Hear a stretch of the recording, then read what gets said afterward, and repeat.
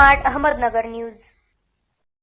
भाजप आमदार नितेश राणे यांनी नगर येथे भाषणावेळी मुस्लिम समाजाबद्दल वादग्रस्त वक्तव्य केल्यानंतर शिर्डी येथे बोलताना माजी खासदार सुजय विखे यांनी राणे यांना खडेबोल सुनावले आहेत। अनेक वर्षापासून आपण एकोप्याने राहतो आहे। मतदारसंघात जाती धर्मावरून द्वेष पसरवला तर गाठ माझ्याशी आहे असा इशारा विखे यांनी नितेश राणे यांना दिला आहे। या शिर्डी विधानसभा मतदारसंघाच्या पूर्ण बॉर्डरवर मी तुम्हाला आवर्जून सांगतो, जर इथं कोणीही धर्माच्या नावावर आणि जातीच्या नावावर द्वेष पसरण्याचं काम केलं तर मग तुमची गाठ माझ्याशी आहे हे तुम्हाला मी स्पष्ट सांगतो। इथं कोणीच असुरक्षित नाहीये, इथं कोणाला संरक्षणाची गरज नाहीये, इथं हिंदूंना गरज नाही, इथं मुसलमानांना नाहीये। वर्षानुवर्ष आपण एकामेकाबरोबर राहिलोय, आज अचानक का संरक्षण पाहिजे? कोणत्या जातीच्या माणसाचं काम जात विचारून केलं जातं? आणि ज्यांना जातीवाद करायचा आहे, ज्यांना धर्मवाद करायचा आहे, मी तुम्हाला सांगतो ते करायचं असेल तर मला सांगा, मग आम्ही पण अर्ज करताना लिहू की तिथं धर्म लिहा। तुम्ही अर्ज करताना लिहा मी हिंदू आहे, मी मुसलमान आहे। तुम्ही जाती लिहा की मी मराठा आहे, मी माळी आहे, मी धनगर आहे, मी वंजारी आहे। तुमच्या मतदारसंघात 30 वर्षापासून तुमच्या नेतृत्वाने तुमचं काम करत असताना तुमची जात विचारली नाही तर ती जातीचं जे काही विष काही लोक पसरवण्याचं काम करतात, अजिबात नको। आपण समृद्ध आहोत आणि शिर्डी मतदारसंघ हे उदाहरण देशाला पाहिजे की हे एकमेव मतदारसंघ आहे की आपण साईबाबाच्या भूमीमध्ये आहोत, ज्या साईबाबांनी कधी धर्म आणि जातीमध्ये भेदभाव केला नाही, त्या साईबाबांचे अनुयायी म्हणून आपण तो संदेश पूर्ण देशामध्ये पोहोचवण्याचं काम या शिर्डीमधून झालं पाहिजे। सर्वसामान्य माणसाला, तो मुसलमान असो की हिंदू असो, 65 वर्षाच्या पुढे तिला ढोल लागतं, तिला काही फरक पडत नाही की काय चाललंय टीव्हीवर। मराठा असो माळी असो, तिला जर गरीब झोपडीमध्ये धान्य पाहिजे असेल तिला काही फरक पडत नाही काय चाललंय टीव्हीवर, धान्य द्या, हे काम केले पाहिजे।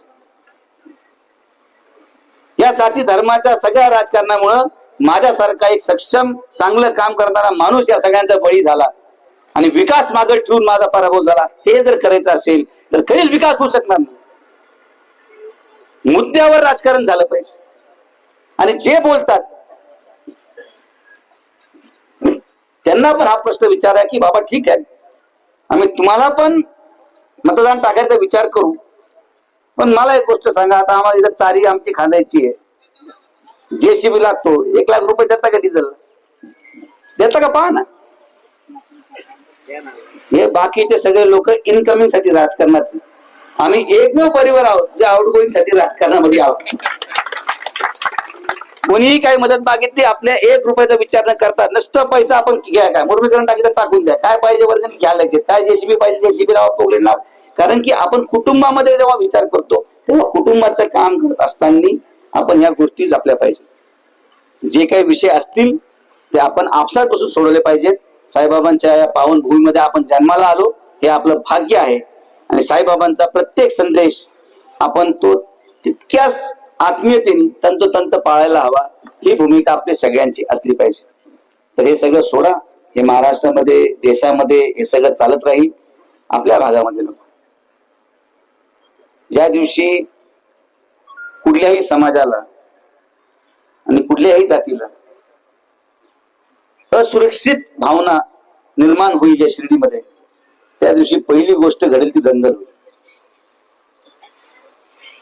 हे एकमेव मतदारसंघ आहे जिथं प्रत्येक जाती धर्माचा माणूस एवढ्या मोठ्या संख्येत आहे, पण कधीही कुठलीही जाती धर्माचा भेदभाव करून दंगल आपण घडू दिली नाही। पण का घडू दिली नाही? कारण की कधीही कुठल्याही जाती धर्माच्या माणसामध्ये इथं असुरक्षिततेची भावना आपण निर्माण होऊन दिली नाही।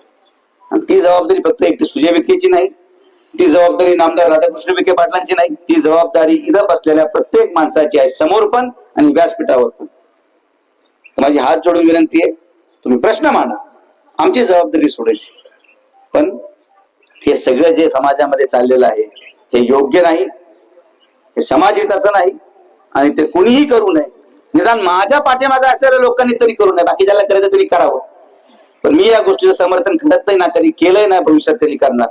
माझ्यासाठी सगळे लोक एक आहेत, जे जे प्रश्न मांडले जात आहेत सरकार त्याला सोडवेल, जे सोडू शकतं सरकारकडून सुटेल, जे नाही सुटणार ते केंद्र सरकारकडून सुटेल, पण त्या गोष्टीसाठी आपण भांडून आपसात ही भावना निर्माण करू नये, जेवढंच मला आपल्या सगळ्यांना मांडायचं।